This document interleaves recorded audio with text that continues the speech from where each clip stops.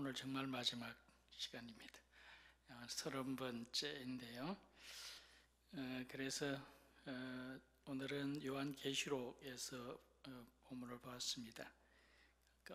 그날 같은 날, 오늘은 사도 요한이 밤모섬에서 그 계시록을 받던 날, 그 계시록을 받던 날, 그날이 어땠을까?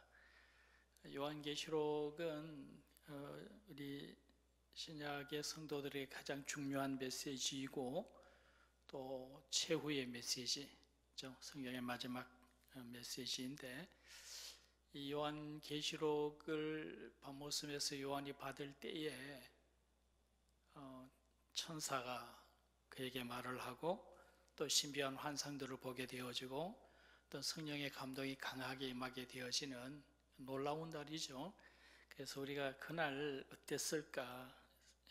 사도 요한이 계시록을 밤모섬에서 받을 때, 계시받을 때에 그때의 모습을 우리가 한번 상상을 해보고요, 우리가 또 그날 같은 그런 날을 우리가 삶 속에서 경험할 수 있기를 소망합니다. 제일 먼저 우리가 1절의 말씀을 보면은 하나님이 천사를 요한에게 보내셨다, 그런 말씀이 나오죠.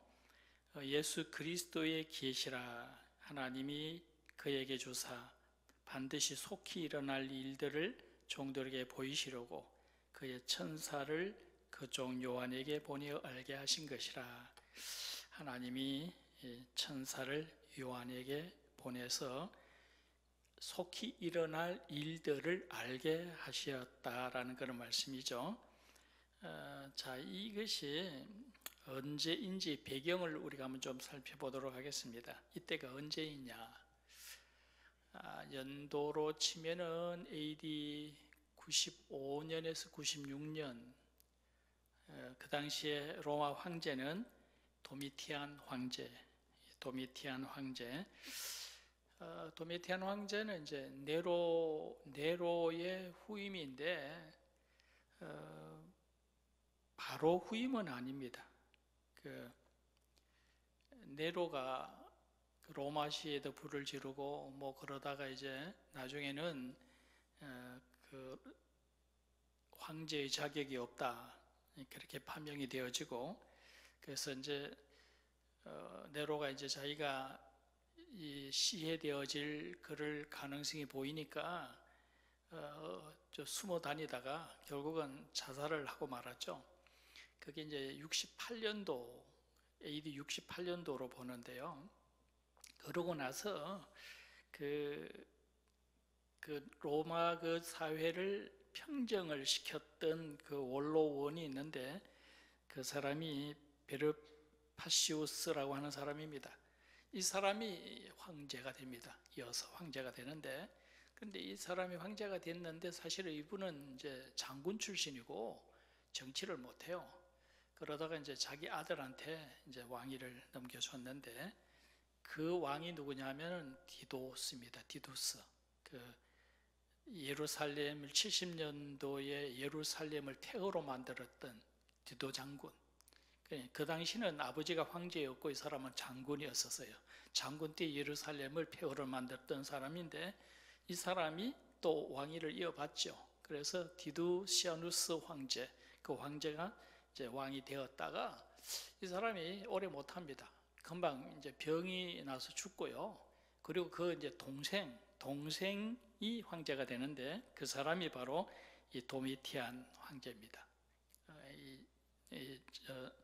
요한계시록을 받았을 때의 그때의 황제, 그러니까 사도 요한을 밤모섬에다 유배시켰던 황제가 바로 이 도미티아누스 황제죠.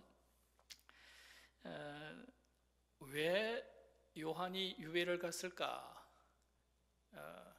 제명이 뭐냐면은 이 도미티아누스가 그 이전에 이제 뭐 시저라든지 뭐 이런 사람들은 그 죽고 난 뒤에 그 신으로 숭배가 되어지죠.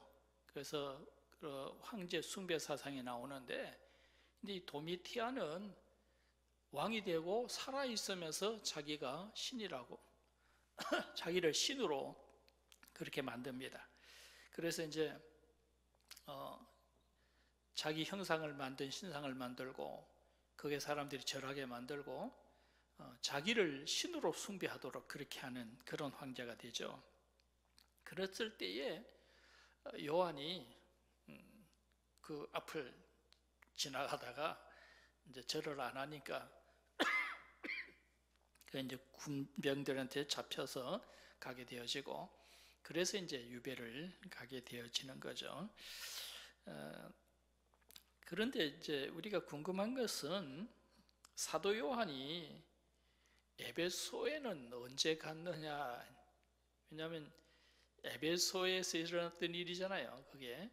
그럼 에베소에는 요한 사도가 언제 에베소로 갔느냐라고 하는, 그게 궁금한 부분인데, 그 당시에 우리가 알기로는 바울 사도가 에베소 사역을 하고, 그죠? 개척을 했고, 그 다음에 바울이 이제 로마로 가고 난 뒤에, 그리고 잠시 풀려났다가 에베소를 지나가면서 그때 디모데에게 에베소 교회를 맡겼잖아요, 그죠? 우리가 알기로는 디모데가 바울 사도를 이어서 에베소 사역을 했고요, 그랬는데, 그럼 요한은 언제 에베소로 갔느냐? 이제 그게 이제 제가 찾아보니까 60년대 중반쯤에 그 예루살렘에서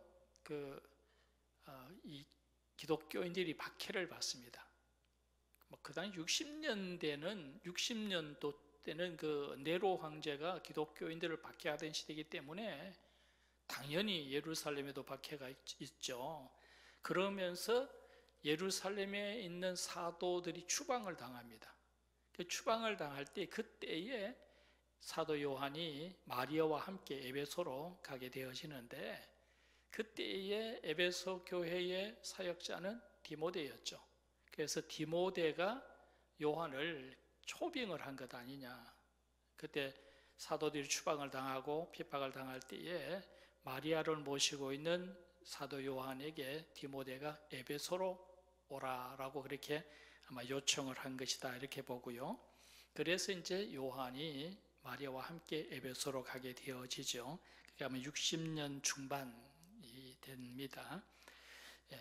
그랬죠. 그러고 나서 바울 사도는 68년도에 이제 사형을 당하고, 그리고 같은 해든지 그 다음 해든지 네로가 또 자살하게 되어지고, 그렇게 되어지고, 그때 디모데는 에베소 사역을 하고 있었는데, 그때에 또 에베소에서 또 반란이 일어나요. 근데 그때 디모데가 설교를 하다가 돌에 맞아 순교를 당합니다. 60년 말이거나 아니면 70년 초거나 아마 그런데, 그때 디모데가 순교를 당하게 되어지고, 그러면서 자연스럽게 사도 요한이 에베소 사역을 맡게 되어지는 거죠. 그러고 나서 30년, 사도 요한이 30년 동안 에베소 교회의 사역을 맡게 되어지는 겁니다. 그래서 이제 이때가 지금 95년도이기 때문에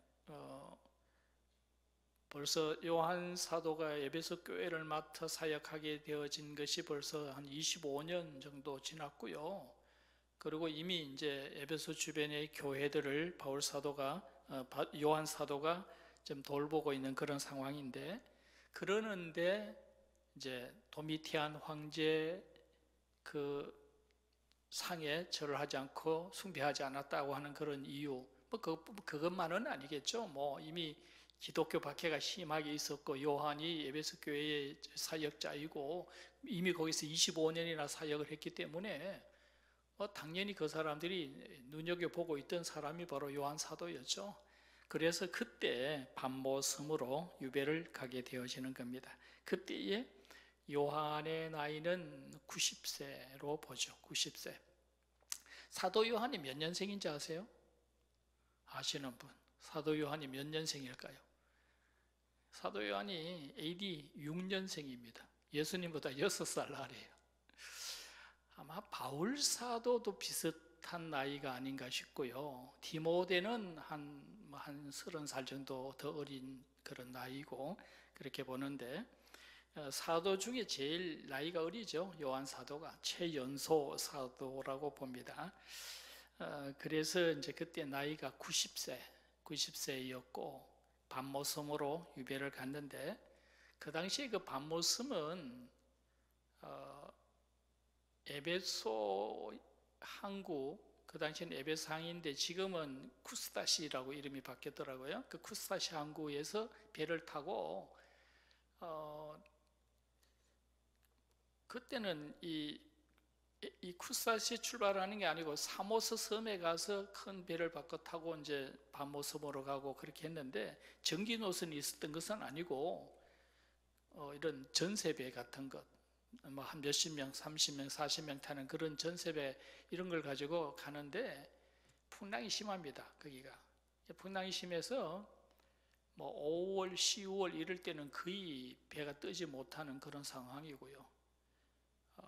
남서쪽으로 한 45km 떨어져 있고, 섬이라기보다는 그 당시는 그냥 돌섬입니다. 돌섬, 조그만 돌섬인데 길이가 16km고 폭이 10km밖에 안 돼요. 상상이 되죠. 길이 16km고 폭은 10km밖에 안 되는 그런 돌섬인데, 주로 정치범들을 유배 보내는 유배 장소였었어요. 그 당시에는 거기를 사도 요한을 유배 보냈다라는 거죠. 굉장히 풍랑이 심하고 지금도 이 반모섬 가는 사람들이 꽤 많은데, 아침에 오전에 출발했다가 이제 오후에 돌아오는 그런 코스로 많이 해요. 가면 볼 것도 별로 없고요. 그냥 뭐 돌섬이고, 지금은 그래도 사람들이 꽤 있답니다. 왜냐하면 유명한 관광지다 보니까 관광업 하는 사람들이 있고, 또 거기에 이제 요한 수도원이 있어서 수도원도 사람도 있고 그렇긴 한데, 그 당시는 죄수들밖에 없었고요. 그리고 그게 돌산이기 때문에 그 죄수들을 거기 보내서 돌을 채취하게 했대요. 그래서 사도 요한도 거기 가서 채석장에서 아마 일을 했을 것이다. 그런 목적으로 죄수들을 보내기 때문에 그렇다라고 얘기합니다. 제가 옛날에 한번 반모섬 가려고 에베소까지 갔다가 쿠스다시 항구까지 갔는데, 하필 그날 태풍이 와가지고 못 갔어요. 여행사하고 다 연락을 하고 그러고 갔는데, 여행사 찾아가니까 태풍이 왔다고, 언제 뵀더냐 하니까 자기들도 모른대요. 3일이 갈지 4일이 갈지. 그리고 그렇게 되면 제가 스케줄이 안 맞아서 도저히 안 되겠어서 그냥 돌아오고 말았는데, 지금도 참 거기가 풍랑이 자주 일어나는 그런 곳이라고 합니다. 어쨌든 그때에 요한 사도가 그 반모섬에 유배되어졌는데 나이가 90살이고요. 정말 그 환경이라는 것이 그냥 돌산, 채석장에 죄수들이 돌 파캐는 그런 채석일을 하는 이런 데 유배가 되어져 있었고요. 근데 그 상황 속에서 계시를 받았다라는 거죠. 그래서 계시를 받고 거기에 계시록을 기록을 했는데, 어떻게 그걸 할 수가 있었을까, 참 그렇게 생각이 되고요. 그 반모섬에 가면은 굴이 있어요. 굴이, 그게 요한의 굴이라고 하는데 아마 그 굴에서 생활을 하지 않았는가 그렇게 보고요. 그래서 이제 거기서 이제 이 계시를 받았고, 그 계시의 내용은 1절의 말씀에 속히 일어날 일들을 종들에게 보이시려고 그렇게 되어 있죠. 속히 일어날 일들, 앞으로 있을 하나님의 계획, 그것을 보여주신 것이다. 그리고 이 편지를 받는 사람들은 그 당시에는 소아시아 7교회, 우리 계시록 내용에서 보죠. 소아시아 7교회에게 보내는 그런 편지였었다라는 것입니다. 그래서 우리가 이 말씀을 보면은 참 사도 요한이 그 계시를 받을 만한 그런 상황도 아니고, 또 왜 하필이면 그런 극한 상황 속에서 이런 요한계시록, 가장 신약 우리 성도들에게 가장 중요한 마지막 계시인데 그것을 여기서 받았을까, 그런 것을 참 궁금하게 생각할 수밖에 없는 그런 상황입니다. 자, 그 다음에 이제 우리가 두 번째 또 생각해 볼 것은 뭐냐면 2절의 말씀에서 요한이 자기가 본 것을 증거하였다라는 말씀이 나오죠. 요한이 하나님의 말씀과 그리스도의 증거, 자기가 본 것을 증언하였느니라 그렇게 되어 있습니다. 그것은 이제 우리가 요한계시록의 내용이 무엇인가라는 것을 언급하는데 서론적으로 얘기하는데 우리가 지금 그 내용을 다 얘기할 수는 없고요. 요한계시록의 내용을 그냥 한두 마디로 요약을 한다고 한다면 뭡니까? 이 땅에 있을 하나님의 심판, 그리고 새하늘과 새 땅, 그죠? 짧게 설명하면 그겁니다. 이 땅에 있을 하나님의 심판, 수없이 많은 재앙들 막 나오잖아요. 계시록 안에서는 나오는데 그건 뭘 얘기하느냐 하면은 이 땅에 대한 심판, 배교자들에 대하여 하나님께서 최후의 심판을 하실 것이다 라고 하는 경고의 메시지이고요. 그러면서 뒷부분에 가면은 이제 새하늘과 새 땅이 나오죠. 그것은 이제 성도들에게는 마지막 때에 순수한 믿음을 끝까지 지켜라, 그리스도의 재림을 기다리고 끝까지 믿음을 지켜라고 하는 그런 공고의 그런 메시지이다라고 하는 것을 볼 수가 있죠. 그래서 이것을 요한이 다 받아서 그것을 기록했다라고 하는 그런 말씀입니다. 근데 우리가 이 말씀을 생각해 보면 참 이 요한이 요한계시록을 봤던 그 상황이 굉장히 극한 상황이잖아요. 그죠? 나이는 90살이고 요즘이야 90살이 가끔 있지만은 그 당시에 90살 잘 없었는데 그리고 그 밤모섬의 그 돌섬에 죄수로 유배가 되어졌고 또 다른 죄수들과 같이 채석장에서 일을 해야, 나이 90살의 채석장에서 일을 해야 되는 그런 상황이고, 이런 모습을 우리가 볼 때에 좀 이상하다 싶은 생각이 들지 않습니까? 사도 요한은 물론 다른 사도들과 달리 순교를 당하지는 않았지만은 요한이 순교하지 않은 이유는 뭡니까? 마리아 때문에 그런 거죠. 예수님께서 마리아를 그에게 맡겼고 마리아를 네 어머니다 하고 잘 모셔라, 돌보라고 했기 때문에, 그래서 지금 사도 요한은 그때 이후부터 지금까지 계속해서 뭐 지금은 아닐 거죠. 마리아는 아마 이미 이제 돌아가셨을 때이고요. 그렇긴 하지만 평생을 마리아를 모셨어요. 평생을 마리아를 극진히 그렇게 잘 모셨는데 그러면은 예수님이 마리아를 맡겼고 잘 모시라, 네 어머니다 이렇게 하셨으면, 그리고 또 그 명령에 따라서 정말 잘 모셨잖아요. 그러면은 지금쯤은 요한은 좀 편안해야 되지 않나, 그 어머니 잘 모신 데 대해서 예수님이 좀 보상을 좀 해주셔야 되지 않느냐라는 그런 생각이 드는데, 어째서 이분은 마지막 90세가 되도록 그 밤모섬에 돌섬에 유배가 되어져서 그 고생을 하실까, 그런 생각이 들잖아요. 근데 그런 상황 속에서 이 계시록을 받았다, 그렇게 볼 때에 이게 참 가장 극한 상황에서 가장 영광스러운 그런 장면을 보게 되어진 것 아니냐, 그렇죠? 그래서 사도 요한이 그 밤모섬에서 참 고생스럽긴 하지만 아마 인간적으로 생각하면은 여기서 내 인생은 끝나는구나, 그죠? 90생애를 살고 내가 여기서 죽는구나, 그런 생각을 했을 거예요. 그런데 거기서 계시록을 보게 되어지고 그 환상을 보게 되어지고 그것을 기록하게 되어졌을 때에 사도 요한은 아마 무릎을 쳤겠죠. 하나님께서 내게 이런 영광을 보여주시려고, 그렇죠? 내게 이런 영광의 사명을 감당하게 하시려고 하나님께서 나를 이곳에 보내주셨다, 아마 그런 생각을 했을 거고요. 가장 힘들기는 하지만 가장 조용한 곳에서 이 굴 속에 이렇게 파져 있는 굴 속에서 이 말씀을 기록하게 되어질 때에 오히려 이 사도 요한은 아마 하나님의 영광을 더욱더 크게 느낄 수 있는 그런 시간이었을 거라고 생각이 되어집니다. 그러고 나서 이제 1년 반 만에 돌아오죠. 그 바모섬에서 18개월, 1년 반이 있었는데 도미티안 황제가 암살을 당했어요. 그때에 도미티안 황제가 암살을 당하고 이제 트라이안이라고 하는 황제가 들어서게 되어지는데, 이 트라이안 황제가 사도 요한이 에베소로 돌아가도 좋다라고 이렇게 허락을 해주죠. 그래서 에베소로 돌아옵니다. 돌아왔는데 그때 돌아와서 기록한 것이 바로 요한복음이고요. 그리고 지금 우리 보는 요한 1, 2, 3서.